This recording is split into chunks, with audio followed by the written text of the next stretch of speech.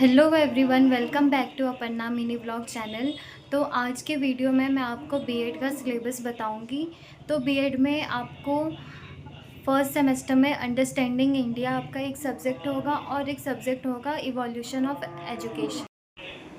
बाकी सब्जेक्ट के सिलेबस मैं आपको नेक्स्ट वीडियो में बताऊंगी। इस वीडियो में फर्स्ट सेमेस्टर के बीएड के सब्जेक्ट के बारे में ही मैं आपको बताऊंगी और प्रॉपर जो सिलेबस है वो मैं कम्युनिटी में पोस्ट कर दूँगी, तो आप वहाँ जाकर देख सकते हो कि प्रॉपर सिलेबस क्या है।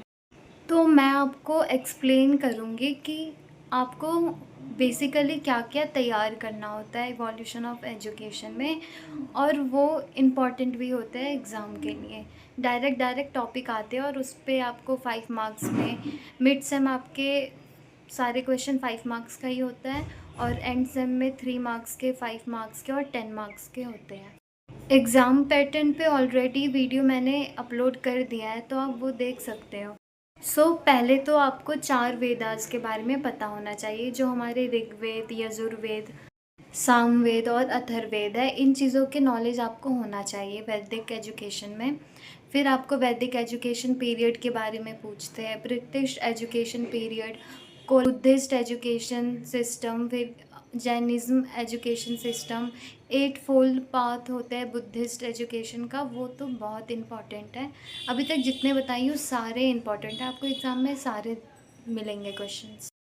फिर आपको बुद्धिस्ट पीरियड में जो फेमस गुरु शिष्य रिलेशन है, इसके बारे में भी पूछा जाता है। पोस्ट गुप्ता पीरियड, इसके ऊपर भी क्वेश्चंस आते हैं। पोस्ट गुप्ता पीरियड में एजुकेशन सिस्टम कैसा था, and about colonial period in India. जैसे वेदास में तो आपको सिंपली पूछ लिया जाएगा 4 वेदा के बारे में।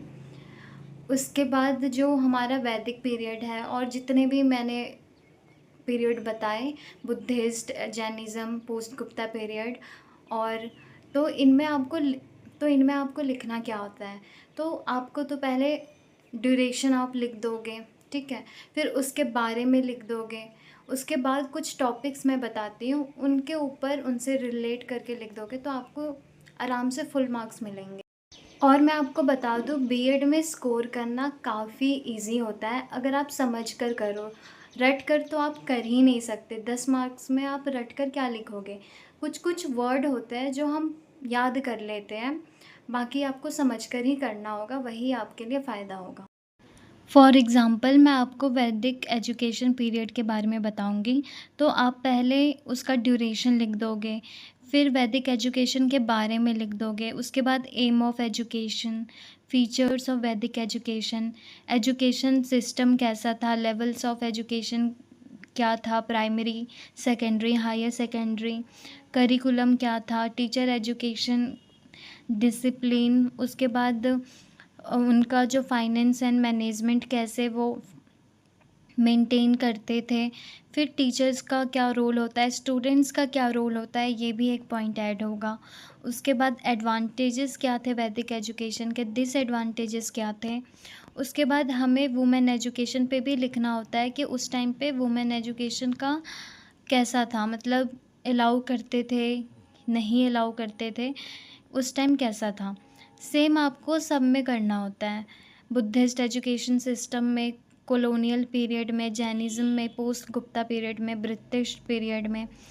इस तरह से आपको सारा सबका लर्न करना होगा, समझना होगा, और यही पॉइंट्स होंगे मेन। बाकी किसी किसी में ऐड भी होते हैं और किसी किसी में कुछ पॉइंट्स नहीं भी होते। फॉर एग्ज़ाम्पल बुद्धिस्ट पीरियड में कुछ पॉइंट्स ऐड होंगे।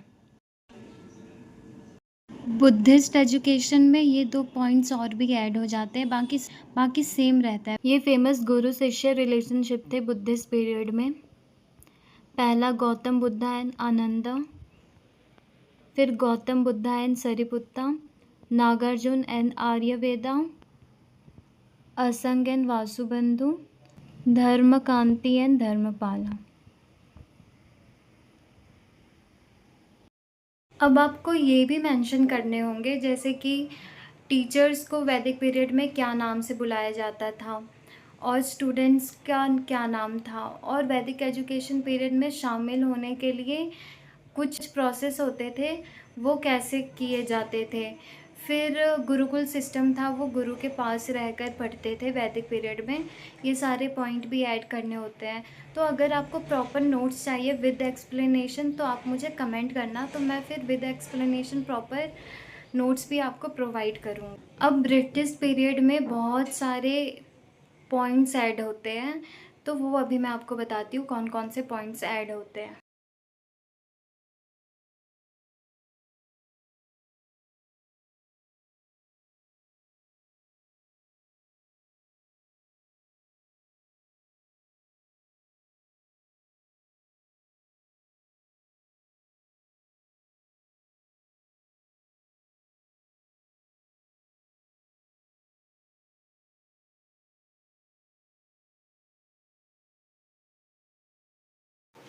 ये सारे टॉपिक आपको रेडी करने होंगे एग्ज़ाम के लिए, और ये इवोल्यूशन ऑफ एजुकेशन का ही है बस।